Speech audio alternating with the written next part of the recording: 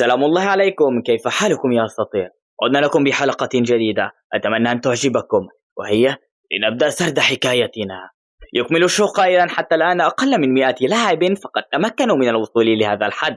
عندها يسأله ريجي عن مدى تطور جنينه، فيجيبه أخاه: هذا سر. بعدها يبدأ راي بسؤاله عن علاقته بليليا الحارسة، فيرد الشو بأن ليليا مستاءة منها، ثم يروي له السبب: لأنه قبل 6 أشهر جنت إمبراطورية درايف أرض الآلات حربا على مملكة ألتار. للأسف خسرت مملكة ألتار الحرب، وخسرت معها ثلث أراضيها، كما فقدت رماة وفرسانا كثرا مع ملكها نفسه. يتساءل ريجي بدهشة: هل درايف قوية إلى هذا الحد؟ فيرد الشو: لا، البلدان متساويون في القوة، لكن المشكلة أن أغلب أسياد ألتار لم يشاركوا، لأن الملك رفض إعطاء الهدايا، بينما درايف قدمت هدايا واضحة وسخية، وكان ذلك حافزا. لكن السبب الحقيقي في نهش ألتار كان بفضل الثلاثة الكبار.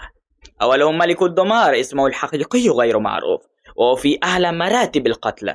ثانيهم جلاديتور فياجرو من أعظم اللاعبين، وثالثهم سوكيو فوسو ملك قبيلة القمر في قمة القبائل. وبسبب غياب أعلى اللاعبين عن المشاركة، ومع عزوف الكثير من اللاعبين الآخرين أيضا، اتجهت المملكة إلى الخراب.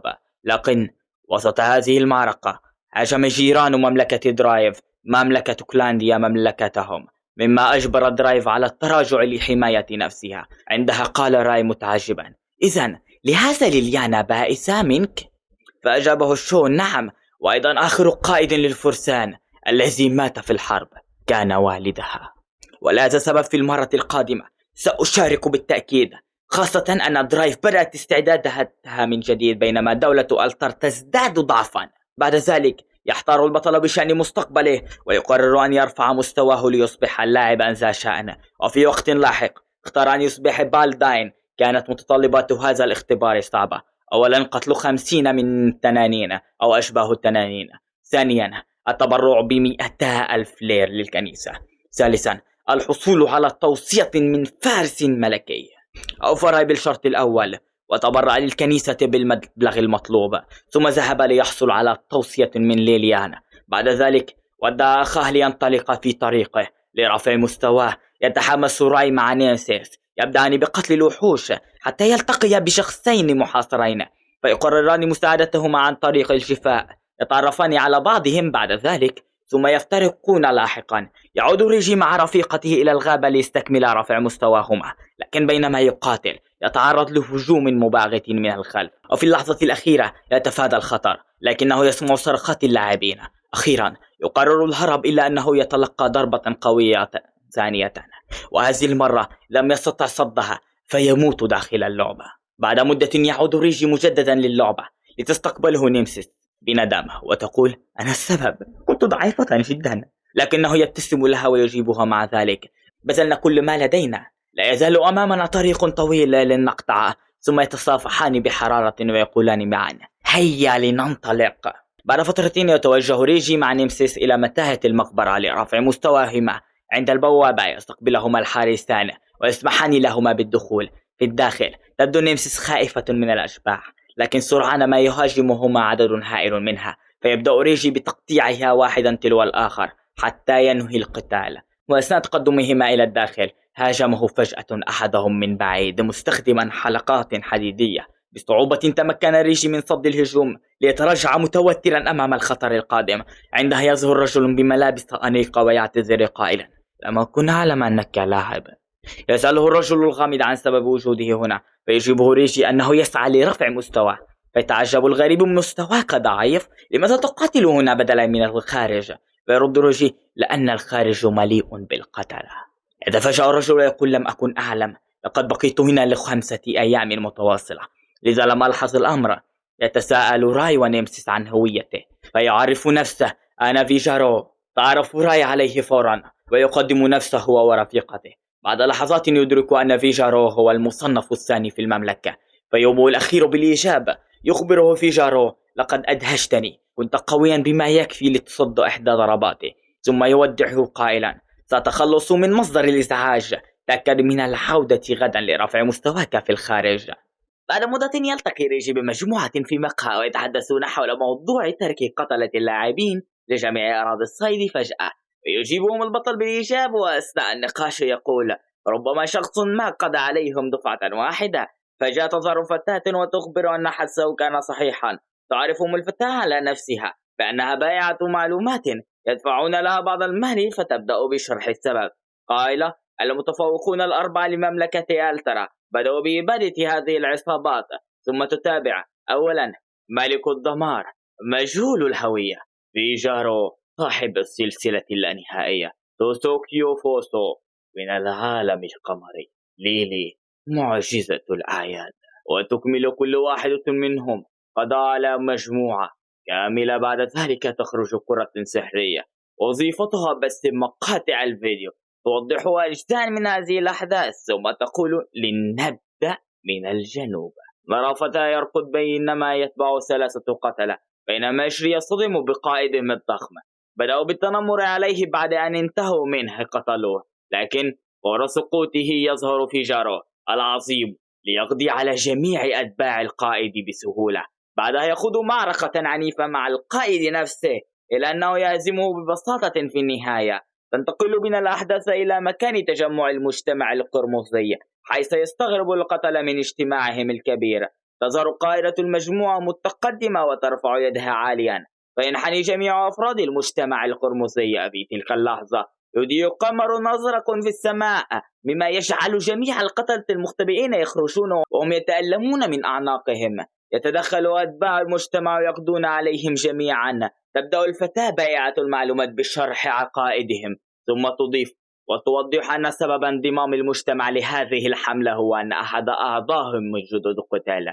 بعد ذلك ننتقل إلى الغرب، حيث نرى ليلي تدمر أعداءها بضربة واحدة فقط، إلا أن سبب مشاركتها في هذه الحملة يبقى مجهولا. يسألها بطلنا عن الشمال، فتجيب بأن القتل هناك غير معروفين، وهم أيضا من المتفوقين. يعرض بعضها فيديو مقطع يظهر فيه ملك الدمار وهو يدمر غابة بأكملها لكي يقتل المتفوق، ويشاع أنه يمتلك سفينة حربية كجنين المتفوق، ومع ذلك يتمكن القاتل من الهرب.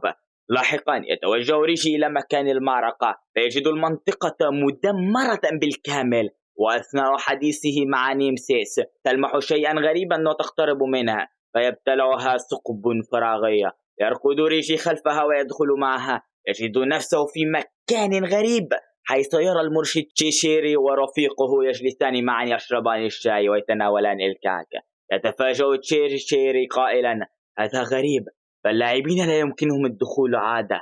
يسأله ريشي إذن أنت من سيرجع الغابة؟ فيقوم المرشد بالنفي ويجيبه كل ما أفعله هو جعلها بيئة بناء، بيئة مشابهة. بعد الانتهاء من الشيء يخبرهم المرشد أن وقت الرحيل قد حان. يتمنى لو يستطيع منحهم هدية، لكنه يقول إن ذلك ممنوع. يبتسم راي ويجيبه لا داعي، فقد استقبلتنا ومنحتنا الشاي والوجبة. يشكرانه على لطفه، ثم يخبره ريجي أنه متوجه إلى جيديون ليشكر شخصا ما. يرد المرشد بابتسامة ويعطيه تلميحا قلب الغول موجود في معدته. يستغرب ريجي من هذا، ثم يغادر مع نيمسيس.